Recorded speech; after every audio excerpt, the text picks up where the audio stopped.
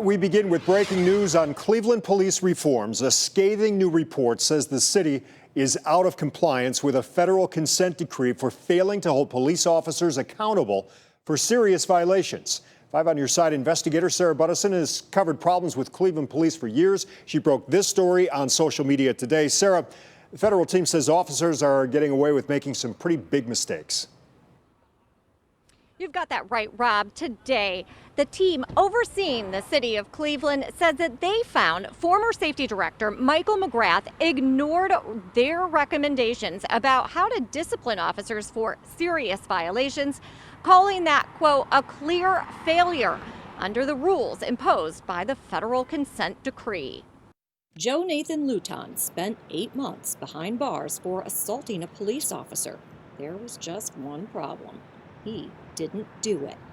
Investigators found Stephen Fedorko and 2 other Cleveland police officers who arrested Luton during a mental health crisis in 2017 lied that Luton broke Fedorko's toe.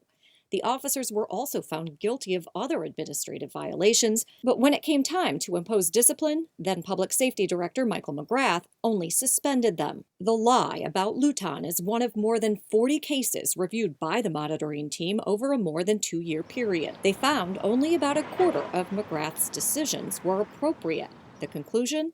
The city of Cleveland is out of compliance with federal requirements when it comes to discipline imposed by the Director of Public Safety. The audit says a Cleveland police officer hit a 15-year-old suspect on the head with his gun 4 times, then lied about it. And an officer who was found to have harassed a woman during a traffic stop and tried to cover it up both received punishment on the low end of what's required by the federal court under Cleveland's consent decree. Cleveland agreed to the consent decree 5 years ago after a U.S. Department of Justice investigation found police engage in a pattern and practice of excessive force. Just a few weeks ago, before the release of the audit, alleging he fails to hold officers accountable for bad behavior, McGrath resigned. He's been replaced by prosecutor Carrie Howard. And in a statement today, the city of Cleveland says progress has been made when it comes to disciplining officers, but admits there is, quote, work to be done.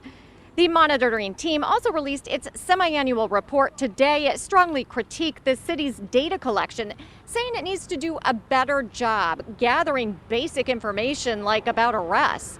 But it also noted that the city's use of force incidents have continued to on a downward trend throughout the last couple of years. In Cleveland, I'm 5 on Your Side investigator Sarah Buttison.